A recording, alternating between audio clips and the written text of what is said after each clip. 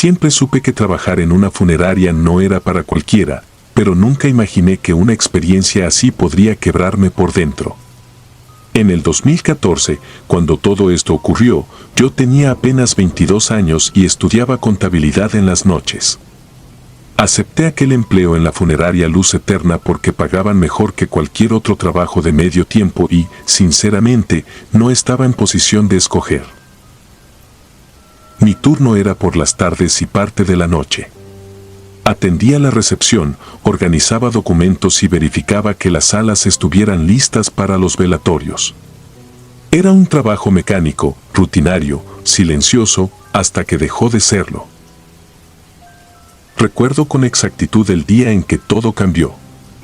Era un martes, casi siempre el día más tranquilo.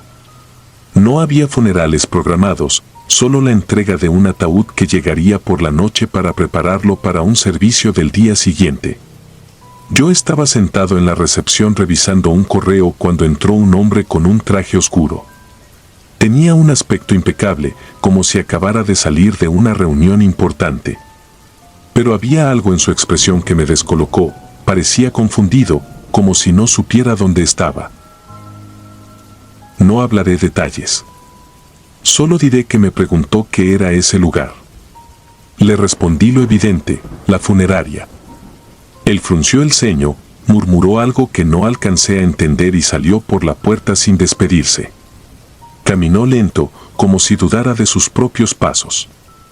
No le di mucha importancia, pensé que se había equivocado de edificio. Lo extraño vino después. A eso de las 8 de la noche fui a la cocina por café.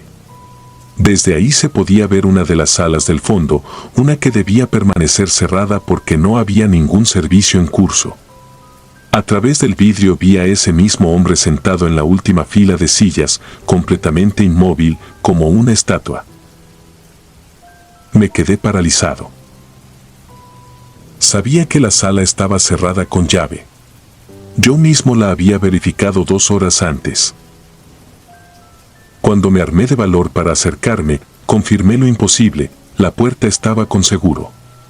Toqué, incluso llamé su atención golpeando el vidrio, pero él no reaccionó. Mantenía la vista fija en la pared donde usualmente se coloca el ataúd durante los velatorios, como si estuviera esperando que trajeran uno. El silencio era tan abrumador que pude escuchar mi propio corazón. Corrí a buscar al encargado de seguridad. Cuando regresamos, el hombre ya no estaba. Revisamos la sala y no encontramos nada. Ninguna silla movida, ninguna puerta forzada. Nada. El guardia me miró como si quisiera creerme, pero yo mismo dudaba de lo que había visto. Antes de irme esa noche, me pidieron revisar la sala donde se abría velatorio al día siguiente para asegurar que todo estuviera listo. Encendí las luces, revisé el mobiliario y todo parecía en orden, hasta que vi la fotografía junto al ataúd. La imagen me destruyó, era él. El mismo hombre que entró a la funeraria horas antes, que se sentó en la sala cerrada, que desapareció sin dejar rastro. La piel se me heló. Salí corriendo. Ya no pensaba, solo quería salir de ahí. Pedí el día libre después de eso, pero devolverme no era opcional. Necesitaba el dinero. Así que regresé, aguantando un miedo que jamás había sentido. Durante semanas no volví a ver nada parecido, pero mi tranquilidad era solo una ilusión. Alrededor de un mes después, llegó un cuerpo que debía ser preparado para un crematorio. Era un hombre de edad avanzada, de semblante tranquilo y acompañado por su hija. Ella insistió en entregarme una caja pequeña que debía permanecer junto al difunto hasta el momento de su cremación. No la abrió y yo, por respeto, tampoco quise preguntar. Dejé la caja en la mesa metálica, mientras el tanatólogo encargado terminaba otros procedimientos. Mi trabajo solo era documentar los objetos personales. Pero la caja me llamó la atención desde el primer momento. Era de madera oscura, con relieves marcados como si hubieran sido tallados a mano. Y pesaba más de lo que parecía. Poco antes de la medianoche, mientras revisaba papeleo, escuché un golpe seco proveniente del cuarto de preparación. Pensé que quizá una bandeja se había caído, así que fui a revisar. Cuando abrí la puerta, la caja ya no estaba sobre la mesa. La encontré en el piso, perfectamente colocada, como si alguien la hubiera puesto ahí con cuidado. El tanatólogo estaba en el baño en ese momento. Yo era el único ahí dentro. La levanté y la regresé al lugar, tratando de no pensar demasiado. Pero el golpe se repitió. Caída perfecta. Mis manos temblaron. Esta vez no quise tocarla. Solo llamé al tanatólogo y le pedí que por favor se encargara de eso. Cuando él entró, puso cara de desconcierto, pero sin más la volvió a colocar en lo alto del gabinete. Minutos después se escuchó nuevamente el estruendo, solo que ahora acompañado de algo más, un murmullo apenas perceptible, como un rezongo o un llanto apagado. El tanatólogo y yo nos quedamos inmóviles. Él tomó la caja, respiró hondo y decidió abrirla. Dentro había una figura hecha de tela, como un muñeco antiguo, deteriorado por el tiempo. Pero lo que nos horrorizó fue que el muñeco estaba empapado. No con agua, sino con un líquido oscuro y fresco, imposible de explicar. Esa noche ocurrió algo que ninguno de los dos se atrevería a admitir ante nadie. El anciano, que llevaba horas muerto, tenía una lágrima visible recorriendo su mejilla. Una lágrima que no estaba ahí antes. La hija nunca lo supo.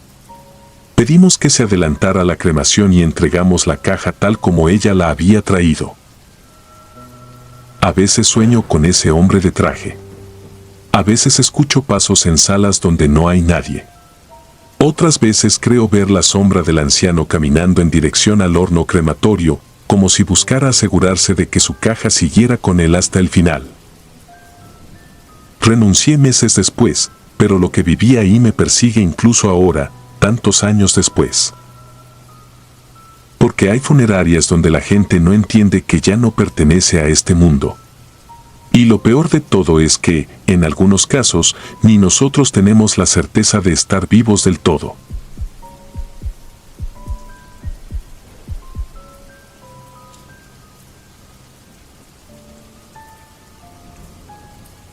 Aún hoy, después de tantos años, me cuesta trabajo hablar de lo que ocurrió aquella madrugada en la funeraria San Elías. No soy una persona sugestionable, jamás he creído en fantasmas ni en maldiciones, pero lo que viví ahí, lo que tuve que ver con mis propios ojos, fue algo que ningún ser humano debería experimentar. Lo cuento porque necesito sacarlo de mi cabeza antes de que termine por consumir lo poco de cordura que creo mantener. Los hechos ocurrieron en 2017, en un pequeño pueblo de Durango, donde crecí y del que salí huyendo apenas cumplí la mayoría de edad. La relación con mi padre siempre fue complicada. Era frío, autoritario, de esos hombres que creen que la debilidad es un pecado. Desde que tengo memoria me trató como si yo fuera una carga, un error que nunca pidió. Me fui de su casa en cuanto pude, y no volví a saber nada de él durante más de 15 años. Ni siquiera cuando nació mi hija, ni cuando me mudé a Torreón, ni cuando mi madre enfermó. Simplemente desapareció de mi vida. La noticia de su muerte me llegó una mañana helada de febrero. Me llamó mi tía Rosa, la única de la familia con la que aún conservaba un vínculo. Encontraron a tu papá en el piso de la cocina, llevaba muerto quién sabe cuánto, me dijo con voz temblorosa. No pregunté más. No sentí tristeza ni alivio, solo una especie de vacío incómodo, como cuando recuerdas algo que preferías olvidar. Viajé al pueblo junto con mi esposa y mi hija de 8 años.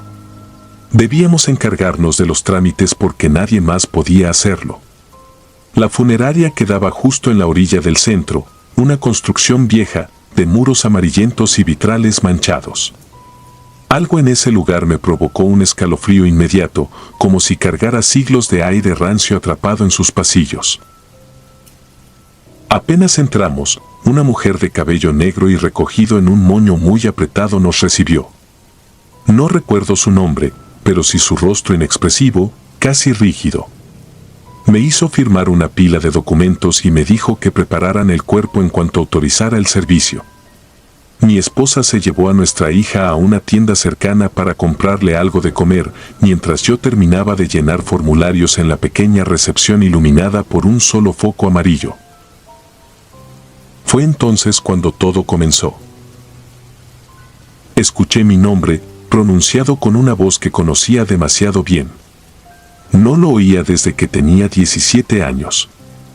Era la voz de mi padre.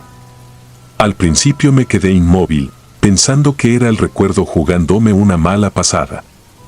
Pero volvió a sonar, esta vez más cerca, más clara. Daniel, aquí.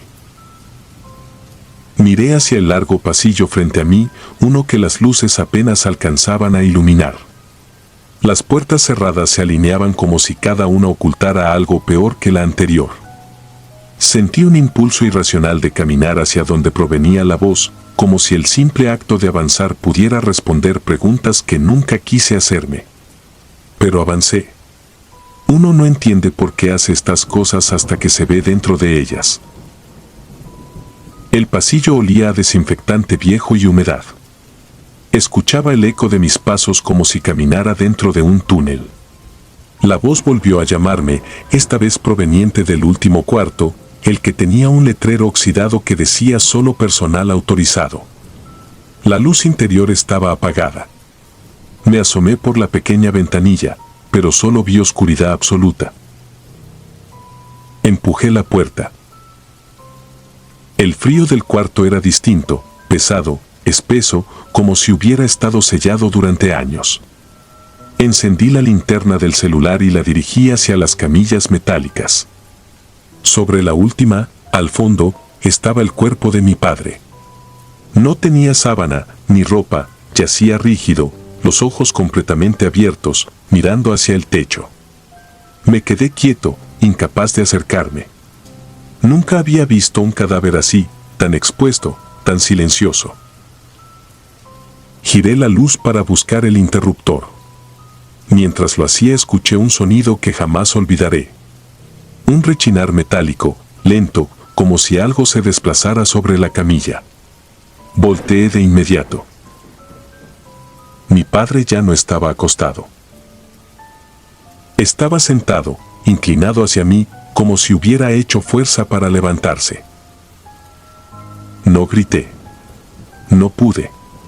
Sentí como un calor extraño se acumulaba en mi pecho, como si mis órganos hubieran decidido detenerse un instante.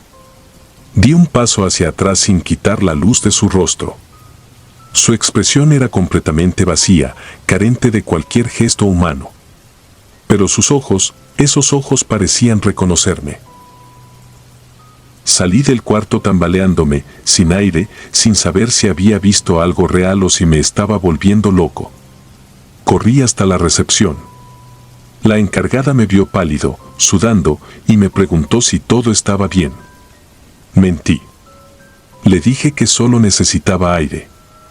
No pensaba explicar que el cuerpo que supuestamente estaba en proceso de preparación se había incorporado como si siguiera vivo. Mi esposa regresó y nos fuimos al hotel donde nos hospedábamos. No dije nada. Esa noche no dormí. Cada vez que cerraba los ojos veía a mi padre sentado, con ese rostro muerto apuntando hacia mí. Volvimos a la funeraria al amanecer para el velorio. La sala estaba vacía y demasiado silenciosa. El ataúd ya estaba colocado, cerrado, con 2 velas blancas a los lados. Mi esposa se llevó a nuestra hija al baño mientras yo hablaba con la encargada para pagar el resto del servicio. No tardé ni 10 minutos.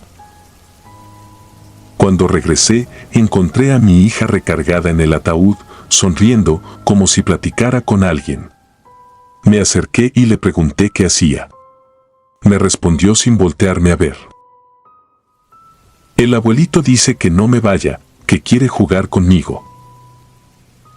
Me congelé. Sentí como la piel se me tensaba desde la nuca hasta los brazos. Abrí el ataúd con manos temblorosas. Mi padre estaba ahí, con el rostro serio, ojos cerrados. Igual que debía estar. Pero mi hija seguía señalando el interior como si lo viera moviéndose, hablándole, invitándola a quedarse. La jalé y la llevé afuera. Ella lloró, intentando soltarse para regresar. Mientras intentaba calmarla, escuché un golpe seco dentro de la sala. Luego otro. Y otro. Entré de nuevo. Las velas estaban apagadas. La luz del techo parpadeó una vez, luego desapareció por completo. Quedé en absoluta oscuridad. Busqué mi celular para encender la linterna, pero lo había dejado cargando en la recepción. Entonces lo oí. Ese sonido metálico, idéntico al del cuarto de preparación. Un rechinar lento, constante. Provenía del ataúd. Me quedé paralizado mientras el silencio se rompía por un susurro grave, ronco, justo detrás de mí. Daniel. No esperé a confirmar de dónde venía. Salí corriendo, sentí algo rozarme la espalda, como si unas manos frías intentaran detenerme. Abrí la puerta de la sala de velación de un tirón y salí a la recepción gritando por mi esposa.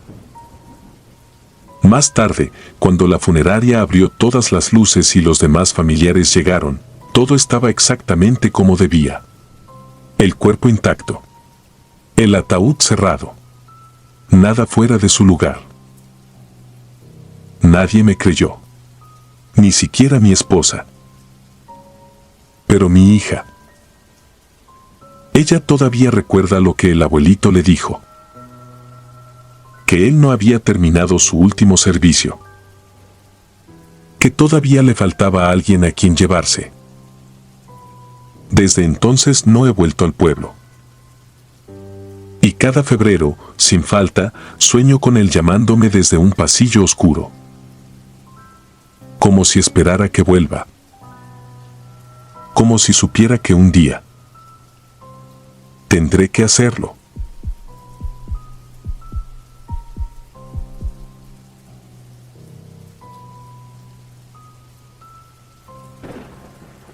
Nunca creí en funerarias malditas ni en velorios que guardaran algo más que el silencio necesario para despedir a un muerto. Me burlaba de quienes decían que los difuntos a veces no se quedan quietos. Pero el 2011 me enseñó que hay cosas que no deberían presenciarse jamás y que una funeraria puede guardar algo más que cuerpos, puede retener el rencor, la vergüenza, la culpa o lo que sea que sigue caminando cuando la carne deja de hacerlo. Tenía 27 años cuando todo ocurrió. Fue el velorio de mi hermano mayor, Eduardo, en una funeraria pequeña a las afueras de San Juan del Río, Querétaro. Mi familia decidió velarlo ahí porque era el único sitio disponible esa noche. El accidente que lo mató fue tan absurdo como violento, un choque en carretera que nadie supo explicar porque los autos quedaron destruidos de formas que no coincidían con la versión oficial. Nunca entendimos del todo qué pasó. Mi madre decía que fue el destino. Yo siempre he creído que fue algo más oscuro, y después de aquella noche, lo confirmaría. La funeraria estaba casi abandonada. Vieja, mal iluminada y con un olor a humedad mezclado con flores marchitándose. La capilla era de esas que apenas pueden acomodar 10 personas y en el fondo, bajo una luz amarillenta y triste, estaba el ataúd abierto con el cuerpo de mi hermano, pálido y rígido. Su expresión era extraña, no parecía serenidad, tampoco parecía descanso. Era como si la boca quisiera formar una palabra que no alcanzó a decir. Las primeras horas transcurrieron como cualquier velorio. Familiares entrando y saliendo, murmullos, rezos, pasos arrastrados y algún llanto contenido. Yo me mantenía sentado en una de las bancas laterales, con la vista clavada en mi hermano. Tenía ese mal presentimiento que uno no sabe explicar, pero que se enrosca en el estómago desde que llegas al lugar. A eso de las 2 de la mañana, solo quedábamos la familia directa. Mi madre dormía en una silla, mis tíos conversaban afuera. Yo me quedé solo con él. El silencio era tan profundo que se escuchaba el zumbido de los focos. De pronto, una de las velas que habían puesto junto al ataúd se apagó sin razón. No había corriente de aire ni ventanas abiertas. Simplemente murió la llama. Me acerqué para encenderla de nuevo, pero cuando estuve frente al féretro, noté algo que me heló por completo. La posición de las manos de mi hermano ya no era la misma. Cuando lo trajeron, las tenía cruzadas sobre el pecho. Ahora estaban más separadas, como si se hubieran relajado o desplazado unos centímetros. Me quedé inmóvil. No quise tocarlo.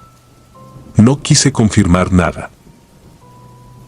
Volví a la banca, fingiendo que no había pasado nada, pero el corazón ya comenzaba a latir tan fuerte que lo escuchaba en mis oídos. Me repetía que a veces el rigor mortis cambia, que no era raro. Pero entonces escuché claramente un golpecito dentro del ataúd. Uno, seco, como si algo hubiera tocado la madera desde dentro. No grité. No pude. Me quedé clavado en el asiento con los ojos abiertos de par en par mientras un sudor frío me recorría la espalda. Quise pensar que había imaginado el ruido, pero volvió a sonar. 2 golpes esta vez, y más fuertes. La vela que había encendido comenzaba a tambalearse, como si algo espantara la llama. Me levanté de golpe y salí a llamar a mis tíos. Ellos regresaron molestos, pensando que estaba exagerando, pero cuando entraron conmigo, la capilla parecía más fría y más oscura que hace unos minutos. Fue entonces cuando lo vimos. El ataúd estaba ligeramente movido, como si lo hubieran jalado 1 centímetro hacia adelante. Nadie lo tocó. Nadie estuvo ahí. Mis tíos se quedaron inmóviles, pero su silencio me confirmó algo, ellos también lo habían visto. Mi madre se despertó con el ruido y llegó temblando, preguntando qué pasaba. Nadie tuvo valor de responder. Y entonces, sin aviso, las luces de la capilla parpadearon. 1, 2, 3 veces. Y se apagaron. La oscuridad fue absoluta. Recuerdo que alguien tomó mi brazo, no sé si mi madre o mi tío. Yo temblaba. En esa negrura completa escuché algo que no era un golpe esta vez, sino un sonido húmedo, suave, como si algo se deslizara dentro de la caja. Algo que respiraba justo delante de nosotros. Las luces volvieron después de unos segundos. Pero esos segundos se sintieron como una noche completa. Lo que vimos al encenderse nos dejó paralizados. El rostro de mi hermano estaba girado hacia la puerta. Antes lo habían acomodado mirando al techo, inmóvil. Ahora nos observaba. La mandíbula estaba ligeramente desencajada, los algodones de los ojos un poco sobresalidos. No tenía pupilas, claro, pero la sensación era la de estar siendo visto. Mi madre cayó de rodillas llorando. Uno de mis tíos empezó a rezar en voz baja. Yo no podía apartar la mirada de ese gesto nuevo, tan antinatural. Sentí un impulso irracional que me obligó a mirar sus manos otra vez. Estaban más separadas. Dedos tensos. Como si intentaran alcanzar algo. O a alguien. No sé quién apagó las luces desde el interruptor del pasillo, pero esta vez no regresaron durante largo rato. Escuchamos pasos afuera. Pasos firmes, lentos, como de alguien descalzo moviéndose por el pasillo hacia la capilla. No había nadie más que nosotros. Los empleados de la funeraria se habían ido antes de medianoche. Los pasos se detuvieron justo frente a la puerta. Mi respiración se rompió al escuchar cómo el picaporte se movía, muy despacio, probando la cerradura. Pero la puerta estaba abierta. Nadie la había cerrado. El picaporte bajó. Y no entró nadie. Nada. Solo bajó, chirrió y volvió a su posición. La puerta nunca se abrió. En ese instante, la última vela que quedaba encendida junto al ataúd explotó, apagándose de golpe como si alguien la hubiera soplado con fuerza. Nadie se atrevió a entrar a revisar nada más. Salimos de la funeraria sin despedirnos, sin levantar a mi madre del todo, casi cargándola. Cuando por fin amaneció, regresamos con más familiares. El cuerpo estaba en la misma posición inicial, manos cruzadas, cabeza recta, como si nada hubiera pasado. No había rastro de movimiento. Solo quedaba un detalle: las marcas de dedos en la parte interior de la tapa del ataúd. 4 líneas profundas, como arañazos desesperados. Nunca regresé a esa funeraria. Y aunque trato de dormir tranquilo, a veces, a medianoche, juro que escucho esos mismos pasos afuera de mi cuarto. Y el chirrido lento del picaporte, bajando.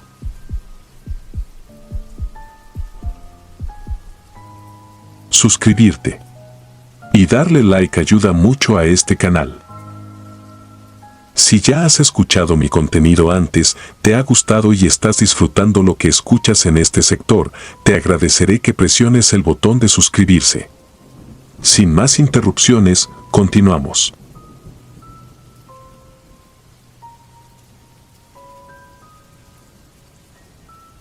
Nunca pensé que terminaría trabajando en una funeraria. Me llamo Álvaro y esta historia ocurrió en el año 2014, cuando vivía en Durango, en un barrio tranquilo que se volvía silencio puro después de las 9 de la noche. Tenía 26 años y estaba desesperado por encontrar un trabajo estable. Mi esposa estaba embarazada de nuestro primer hijo y cualquier ingreso extra era vital. Un conocido me recomendó con el dueño de la funeraria San Rodolfo, un lugar pequeño, antiguo, y con un aroma constante a flores marchitas. Acepté sin pensarlo 2 veces. Sería conserje nocturno, limpieza, acomodo de salas, revisión de insumos y apoyo ocasional al personal de tanatopraxia. Nada que no pudiera soportar. O eso creía. Me tomó unos días acostumbrarme al silencio pesado del lugar. Las primeras noches dormía pésimo porque el olor a desinfectante se me impregnaba en la nariz y porque no dejaba de pensar que cada sala tenía un cuerpo a metros de donde yo trapeaba. Pero como siempre pasa, lo extraordinario se vuelve cotidiano cuando no tienes opción. Aprendí a ignorar el frío de los pasillos y la pesadez del ambiente. Aprendí a comer en el área de descanso sabiendo que del otro lado de la pared preparaban cadáveres. Aprendí a no preguntar nada. Pero hay cosas que uno no aprende jamás. Cosas que no deberíamos aprender. Una noche de lunes, cerca de las 10:30, llegó un ataúd más pequeño de lo habitual. Yo estaba barriendo el vestíbulo cuando escuché que el portón trasero se abría. 2 compañeros descargaban una pequeña caja blanca, impecable, demasiado ligera. Ya lo sabía. Era un niño. Uno de ellos me pidió que les ayudara a cargarlo hasta el área de preparación. No quise preguntar nada, pero el tamaño del ataúd me provocó un vacío en el estómago. Cuando lo levanté, sentí un escalofrío que me recorrió por completo. Tal vez porque en ese tiempo yo imaginaba cómo sería cargar a mi propio bebé por primera vez. Y no quería ni imaginarlo en esas circunstancias. Dejé el ataúd en la mesa de preparación y me retiré a continuar mi turno. Esa noche me tocaba limpiar las salas para los servicios del día siguiente. No había nadie más en el edificio excepto la tanatóloga, una mujer seria que nunca levantaba la voz. Ella solía quedarse hasta tarde cuando se trataba de preparar cuerpos de infantes porque, según decía, hay que dejarlos en paz antes de tiempo. Nunca entendí muy bien a qué se refería. Eran casi las 11 cuando entré al baño de caballeros para limpiarlo. Todo estaba en silencio. Escuché pasos muy suaves entrando a los sanitarios del fondo. Pensé que era la tanatóloga porque ella solía acercarse para avisarme que ya se iba o para pedirme alguna cosa. Le dije, sin salir del cubículo, que me permitiera terminar rápido. No respondió. Tampoco escuché movimiento. Cuando abrí la puerta, el baño estaba vacío. Revisé bajo los cubículos, uno por uno, y en el último vi unos pequeños zapatos negros, brillosos, con calcetas blancas dobladas a la mitad. Eran pies de niña. Mi corazón empezó a golpearme el pecho como si quisiera salir. Tragué saliva, llamé a la tanatóloga por su nombre, pero no respondió nadie. Me acerqué despacio, casi sin respirar. Al abrir el cubículo, no había nadie. Salí del baño con la piel de gallina. Caminé hasta el área de preparación y toqué la puerta. Ella salió de inmediato, como si hubiera estado esperando que la llamaran. Le pregunté si tenía una hija o si algún familiar había entrado con ella. Me negó todo de inmediato. Me dijo que yo era la única persona que quedaba en el edificio. Me preguntó si estaba seguro de lo que había visto. Le juré que sí. Ella apretó los labios y bajó la mirada, como si eso confirmara algo que ya temía. Me pidió que no me preocupara, que tal vez estaba cansado, que había tenido un turno pesado. Pero su tono no era de duda, era más bien de alguien que intenta convencer a otra persona de que ignore algo peligroso. Seguimos con nuestras tareas. Yo traté de tranquilizarme, pero no podía sacarme de la mente los zapatos brillosos de la niña. Podía jurar que habían estado ahí, inmóviles, como esperando que los notara.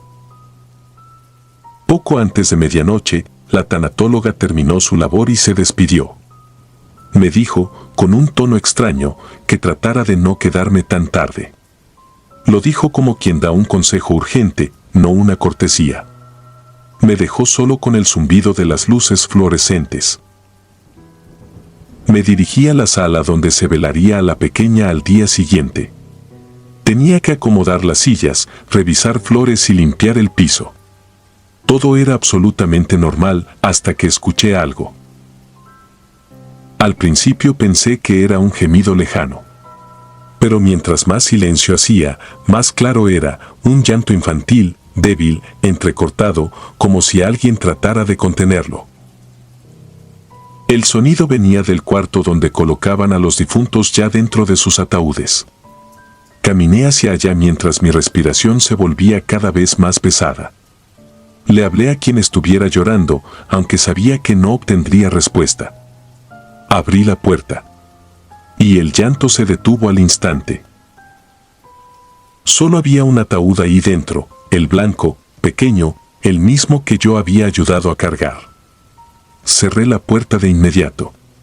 Di apenas 2 pasos hacia atrás cuando el llanto volvió, esta vez más fuerte, como si lo hubieran reactivado al cerrar la puerta. Me quedé paralizado. Era un llanto desesperado, de miedo profundo. Reconocí ese sonido. Quien haya tenido hijos o haya escuchado a un niño llorar de pánico lo sabe, no era un simple llanto, era súplica pura. No tuve valor para volver a abrir la puerta. No quise ver lo que ya sospechaba. Tomé mis cosas y salí de la funeraria temblando. El camino de regreso a casa se me hizo eterno. Llegué con los ojos hinchados, no sé si de miedo o de tristeza. Dormí muy mal esa noche. Soñé con pasos pequeños en mi casa, con una sombra diminuta junto a mi cama, con un llanto contenido detrás de las paredes. Al día siguiente, cuando regresé, ya estaba la familia de la niña velándola. La madre lloraba sobre el ataúd como si se le fuera la vida ahí mismo. Escuché que repetía, sollozando, que su hija tenía pavor a la oscuridad, que nunca podía dormir sola, que siempre buscaba una mano que apretar cuando apagaban las luces. El chofer de la carroza se ofreció a llevarla de copiloto hasta el cementerio y ella aceptó sin pensarlo. No quería que su hija viajara sola en plena noche. Mientras todos se retiraban, comprendí lo que había pasado. Esa niña no quería quedarse sola. No quería que apagaran las luces de la funeraria. No quería estar encerrada en un cuarto frío mientras su cuerpo dormía en silencio. Su alma había buscado compañía. Había buscado la presencia de alguien que la viera. que no la dejara llorando en la oscuridad. La culpa me persigue hasta hoy. A la semana renuncié. No pude seguir entrando a esos pasillos sin sentir que unos pequeños zapatos se detenían detrás de mí. A veces, todavía, cuando la casa está en silencio y mi hija duerme, creo escuchar pasos diminutos en el pasillo. No sé si es mi mente recordando aquella noche, o si la pequeña nunca encontró a quien tomarle la mano para no quedarse sola otra vez. Pero juro que, desde entonces, cada vez que escucho un sollozo infantil en la oscuridad, apago todo ruido y dejo una luz encendida. Por si acaso.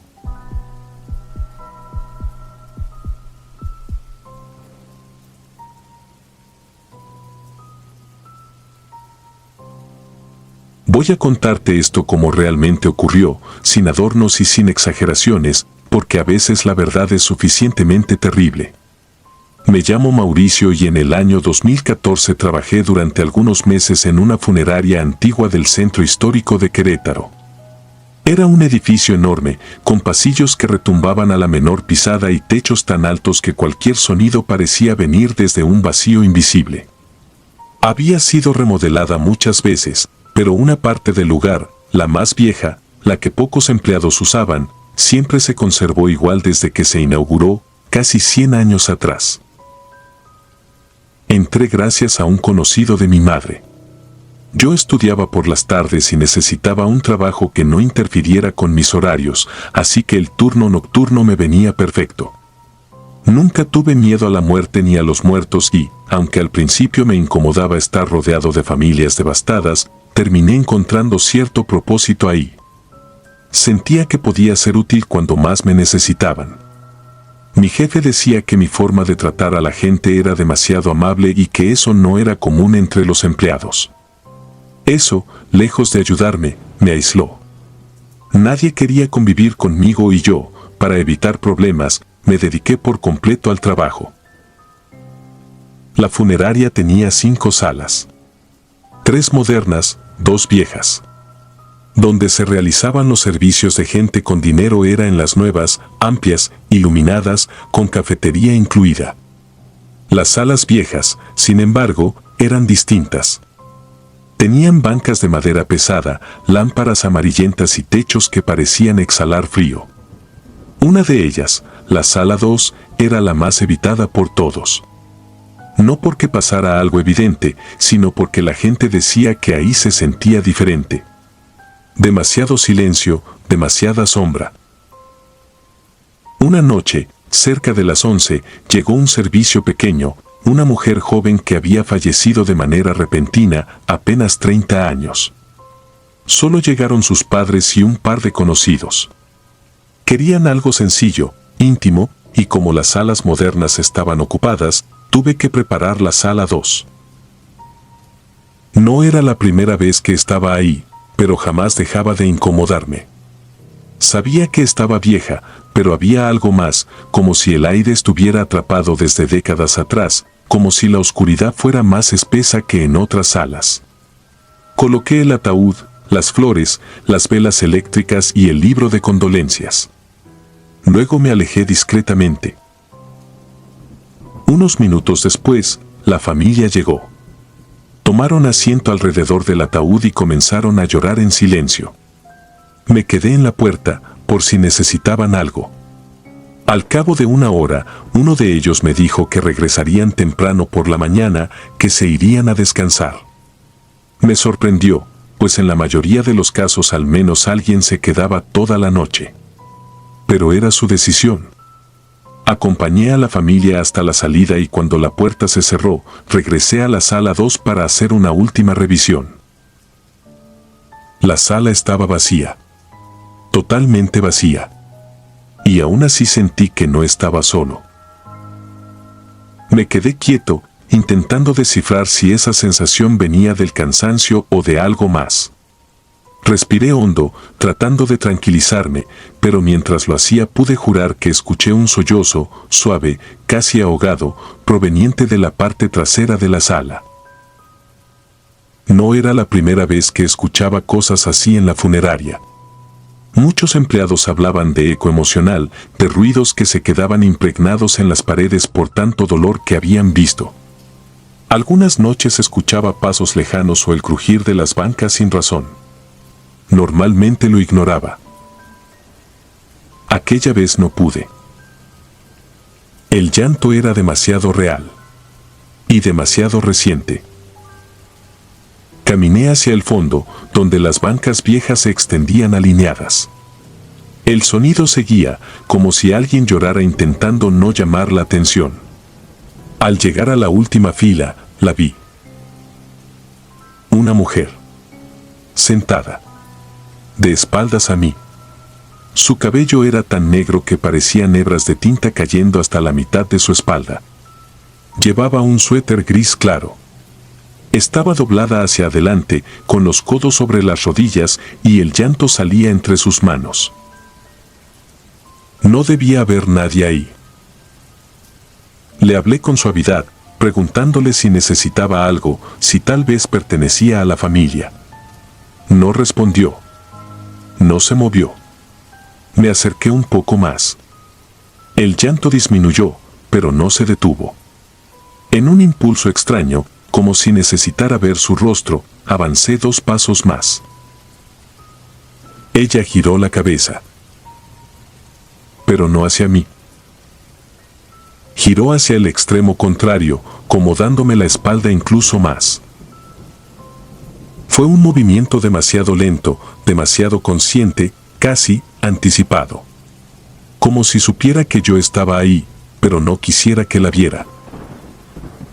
En ese instante sentí algo que nunca había sentido en la funeraria, ni siquiera con los cuerpos más recientes, una alerta primitiva que me endureció los músculos y me dejó sin aliento.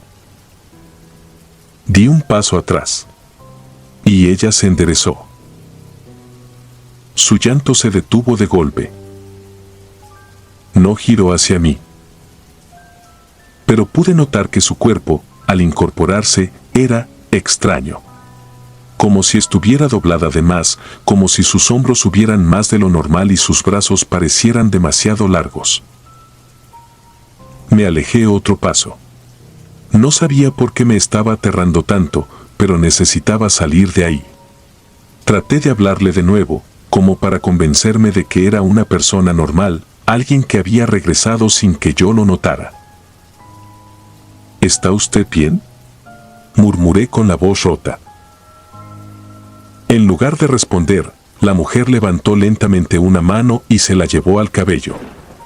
Empecé a pensar que tal vez estaba lastimada o en shock. Pero entonces ella tiró suavemente de su propio cabello y vi la raíz. Blanca. Plateada. Rizada. No negro.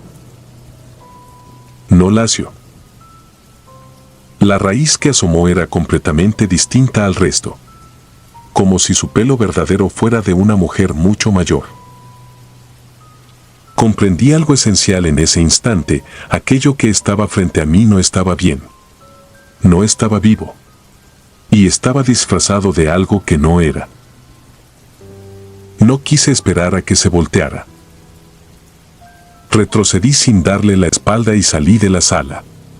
Cerré la puerta con más fuerza de la necesaria y apoyé mi espalda en ella. Mi respiración estaba descontrolada. Sentía un temblor en las piernas que no podía detener. De inmediato fui a buscar al otro empleado que estaba de turno conmigo, un tipo llamado Román. Le conté lo que había visto, intentando no sonar delirante.